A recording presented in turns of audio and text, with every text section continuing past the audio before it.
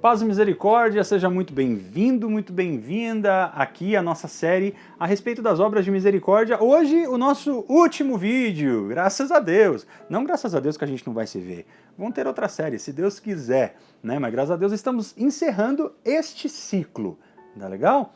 E eu estou muito feliz, está sendo muito bom poder conversar com cada um de vocês, então sempre deixe o seu comentário, compartilhe, se inscreva no canal da Aliança de Misericórdia, porque é muito importante a gente ter a sua participação. Nosso último vídeo hoje nós vamos falar dessas duas últimas obras de misericórdia, uma corporal e a outra espiritual, que é enterrar os mortos e rogar a Deus pelos vivos e pelos defuntos, pelos mortos também. Ótimo? Então, vamos lá. São Paulo, o grande apóstolo, ele recomenda que nós rezemos sempre, né? Sem distinções, por todas as pessoas. Estamos falando aqui nesse primeiro momento, e aqui estamos começando pela obra espiritual, de rezar a Deus pelos vivos e pelos mortos, tá legal? Por isso que é tão importante que você observa na igreja a oração a respeito dos governantes, a respeito das pessoas constituídas em dignidade, né? É uma obrigação de todo cristão rezar, não somente por causas espirituais, mas também pela nação, pela vida, pela saúde, né? Por todas as pessoas. Orar por aqueles que nos perseguem, orar por aqueles que se intitulam nossos inimigos, né? Isso é próprio do cristão. Então é muito importante que a gente assuma essa postura. Depois, se você quiser dar uma pesquisadinha lá, vai lá em 1 Timóteo 2, 1, 3, você vai ver o que São Paulo diz a respeito disso, né? Assim como nós rezamos por aqueles que estão vivos, nós não somente podemos, quanto nós devemos rezar por aqueles que estão falecidos também. Isso é parte da nossa doutrina, né? E por que a gente deve rezar por essas pessoas? Porque nós cremos, quando você reza o credo, está dizendo lá que você crê nessa comunhão dos santos, na realidade do todo da igreja militante, que somos nós, da igreja triunfante, que são aqueles que estão no céu, e da igreja padecente, que são aqueles que estão no purgatório. A oração por esses nossos irmãos, é por isso que isso não é compreendido, por exemplo, dentro do cristianismo fora do catolicismo, os protestantes principalmente, porque no caso deles, eles não têm um texto bíblico que assegura isso, que está lá em Macabeus, no capítulo 12, versículo 16, 2 Macabeus 12, 16, que vai falar exatamente a respeito disso, dessa oferta de holocausto, essa oferta de oração por aquelas pessoas que já morreram, né? Então a nossa doutrina nos ensina que o purgatório existe, é o lugar onde as pessoas purgam determinadas penas que não o fizeram aqui nesse mundo, até conseguirem alcançar a graça. E só podem alcançar a graça dessa ressurreição definitivamente no céu, através do quê? Das nossas orações. Então é por isso que nós podemos e devemos rezar por eles.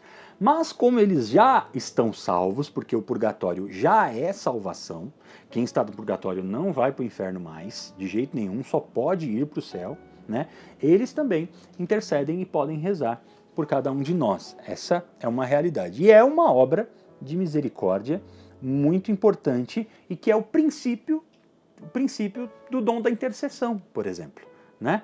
Quando eu intercedo por alguém, eu estou exercendo uma obra de misericórdia.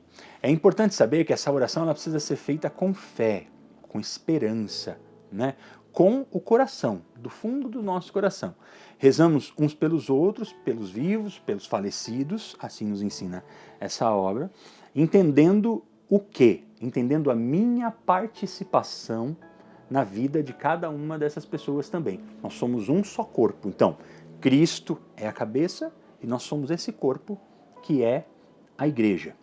Vamos lá agora para a obra corporal, né? A nossa última obra corporal, que é enterrar os defuntos, enterrar os mortos, ok?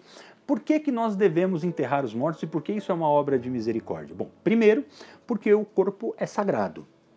O corpo, a partir do batismo, ele se transforma em templo do Espírito Santo. E sendo um templo do Espírito Santo, ele é algo sagrado. E sendo sagrado, ele não pode ser simplesmente jogado, né? Houve, durante muitos anos, essa essa antagonia da questão do corpo, que é a coisa do pecado e tudo isso, e mediante a isso, né, se desconsiderava a realidade do corpo, mas não. A igreja hoje entende e sabe que o corpo é essa estrutura, é essa realidade sagrada da qual nós devemos cuidar, né? E que base nós temos também por isso? A própria sepultura de Jesus, né?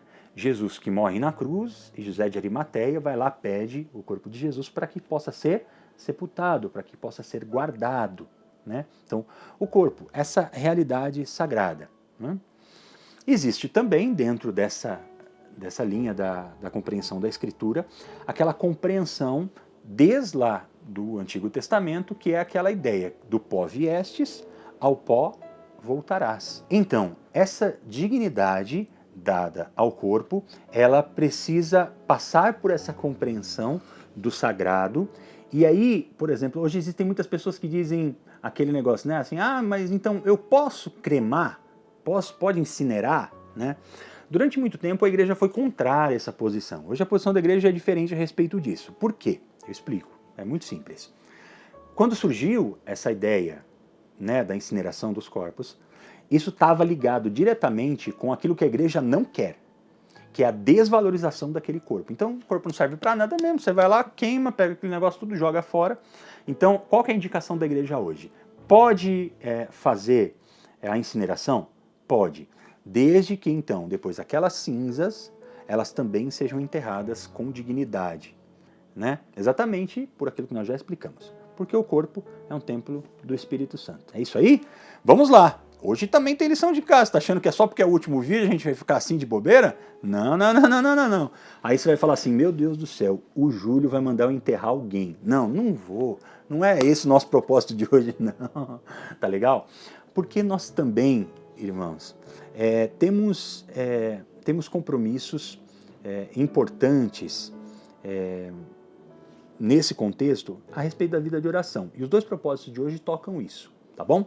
O primeiro propósito, esse eu espero que você tope de todo o seu coração e que você faça todo o necessário para conseguir fazer ele acontecer. Nosso primeiro propósito será fazer essa semana inteira de oração pelos nossos governantes e pelas autoridades políticas do nosso país. Júlio, mas eu não gosto do Bolsonaro. Júlio, mas eu não gosto do Lula. Eu não quero nem saber, eu não estou preocupado com... Não é posição política, nada disso. Nós precisamos rezar pela alma das pessoas. Seja o fulano, seja o beltrano, se ele está certo, se ele está errado, cada pessoa tem que ter o respaldo da oração das outras pessoas para que um dia essa pessoa encontre a verdade e se converta. Então, vamos nos comprometer com isso. O segundo propósito, fazer também durante essa semana um propósito de oração pelas almas do purgatório. Nós vamos nos comprometer a rezar por cada alma do purgatório, pedindo a Deus que o Senhor liberte muitas almas do purgatório e faça com que ela possa atingir o céu. Combinado?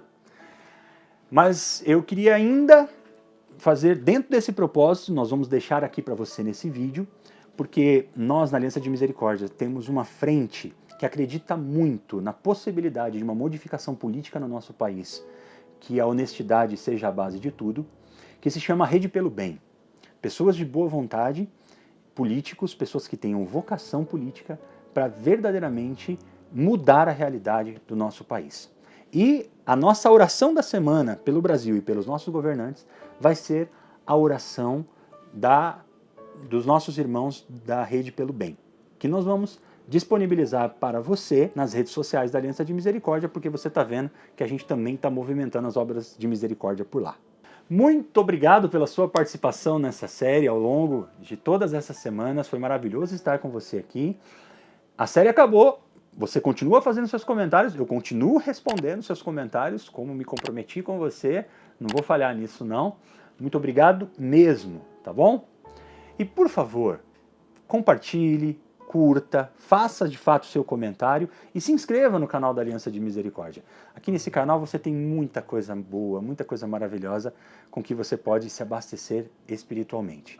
E finalizando esse processo todo, quero pedir para você somente mais um presente. Eu ainda não sou uma alma do purgatório, mas reze por mim também. esse seu irmão aqui precisa da sua oração. Deus abençoe muito. Muito obrigado. Tamo junto.